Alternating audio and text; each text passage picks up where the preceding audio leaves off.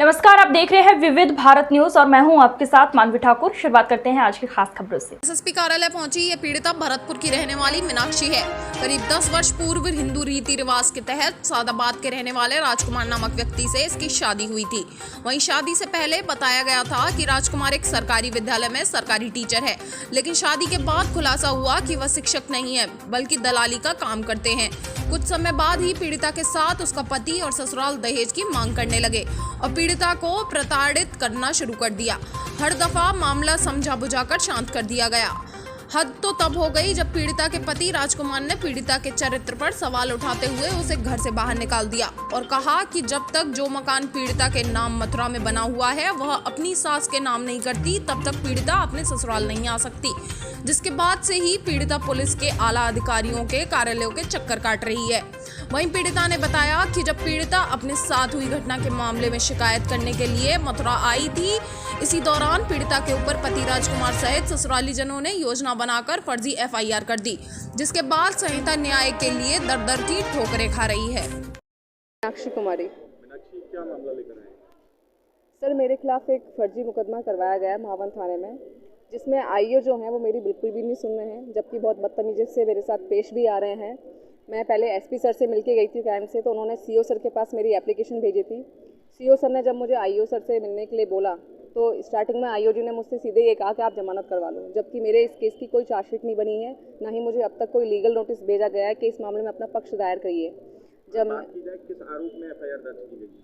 Sir, मुझ पर आरोप लगाया गया है कि मैंने मेरे देवर के घर में घुस के उसकी पत्नी के साथ मारपीट की है और मेरे साथ मेरा कोई दोस्त जाके उसकी बीवी के साथ गंदी नीयत से कपड़े फाड़े हैं, छेड़छाड़ की है। ये सारे आरोप मेरे ऊपर लगाए गए हैं। जिस समय ये घटना दिखाई गई है उस समय आप कहाँ पर? सर, उस समय मैं छौली गांव के आसपास थी, क्योंकि ये जो देवर हैं आपके वो कहाँ रहते हैं? सर, ये सादाबाद रहते हैं। जबकि आप मथुरा में थे उस समय? नहीं, मैं महावन थाने में, महावन तहसील में अपनी मकान की रजिस्ट्री करवाने गई थी। मुझे हरी सिंह नाम के आदमी ने उस रजिस्ट्री के लिए 22 तारीख को बुलाया था, तो मैं उनका ही इंतजार कर रही थी। वो बता रहे थे कि मैं दाऊजी SBI बैंक में हूँ, अभी निकल रहा हूँ, तो इसलिए मैं जो पैंट लगती है छौली गांव के पास, वहाँ उनका वेट कर रही थी कि आप जब आएंगे तो मैं रास्ते में ही आपसे मिल लूँगी। तो अब किस तरह से समस्या सामने आ रही है आपकी? अब सर, मेरे खिलाफ एक झूठा मुकदमा कर दिया गया है। मेरे पक्ष को ना ही सुना जा रहा है, ना ही पुलिस कोई सपोर्ट करने के लिए कर रही है। मैं एसपी सर से मिल चुकी हूँ, सीओ सर से मिल चुकी हूँ, इसके बाद आईओ सर से मिल चुकी हूँ। आईओ सर का बिल्कुल ऐसा बिहेवियर है जैसे वो मुझसे कोई पर्सनली दुश्मनी लेके बैठे हुए हैं। मुझे मक्कार औरत बोल रहे हैं। मेरे एक भी गवाह को वो सुनने के लिए राजी नहीं है, और जिस खरीदार ने मुझे उस दिन बुलाया था उसकी सारी रिकॉर्डिंग भी मेरे पास है, वो रिकॉर्डिंग भी वो सुनने के लिए तैयार नहीं है। मैंने खुद उनसे आगे से कहा है कि सर, मेरे सीढ़ियाँ डालिए, लोकेशन को ट्रेस कीजिए, ताकि जो घटना बताई गई है और मैं उस वक्त जिस घटना पे थी चीज़ें क्लियर होंगी, पर वो उस चीज़ के लिए भी एग्री नहीं है।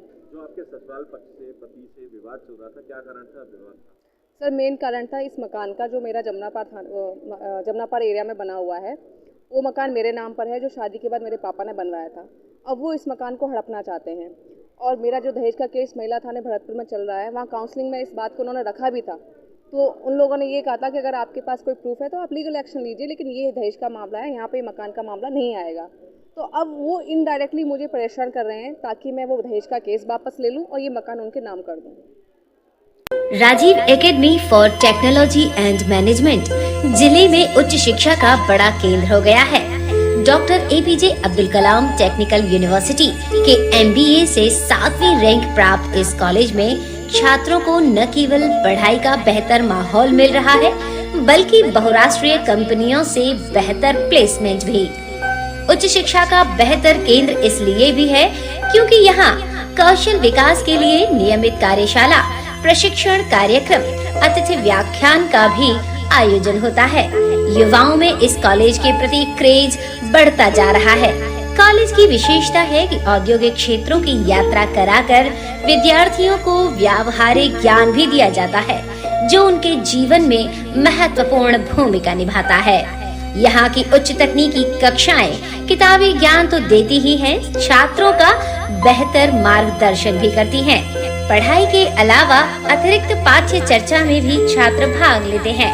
इससे उनका आत्मविश्वास तो बढ़ता ही है, साथ ही व्यक्तित्व में भी सुधार होता है। आज की खबरों में बस इतना ही। देखते रहिए विविध भारत न्यूज।